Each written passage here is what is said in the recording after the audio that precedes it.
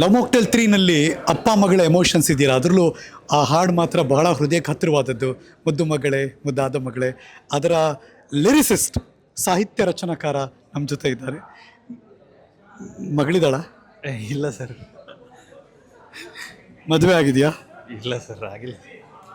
ಮಗಳಿಲ್ಲ, ಮದುವೆ ಆಗಿಲ್ಲ, ಆದರೆ ಹಾಡು ಮಾತ್ರ ಅಷ್ಟೇ ಫೀಲ್ ಮಾಡಿ ಬರೆದು ಹಾಗಿದೆ ಬ್ರದರ್.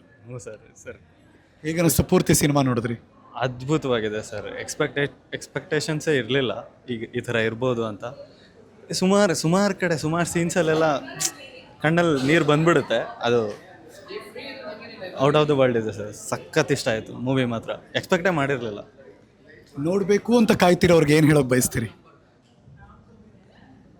ಇನ್ನೂ ಎಕ್ಸ್ಪೆಕ್ಟ್ ಮಾಡಬೇಕು. ನೀವೆಲ್ಲ ಪಾರ್ಟ್ 4 ಪಾರ್ಟ್ 5 ಬರಲಿ ಅಂತ ಎಕ್ಸ್ಪೆಕ್ಟ್ ಮಾಡಬೇಕು. ಹಂಗಿದೆ ಮೂವಿ. ಸಖತ್ತಾಗಿದೆ. ಎಲ್ಲ ಫ್ಯಾಮಿಲಿ ಜೊತೆ ಕೂತ್ಕೊಂಡು ಆರಾಮಾಗಿ ನೋಡ್ಬೋದು.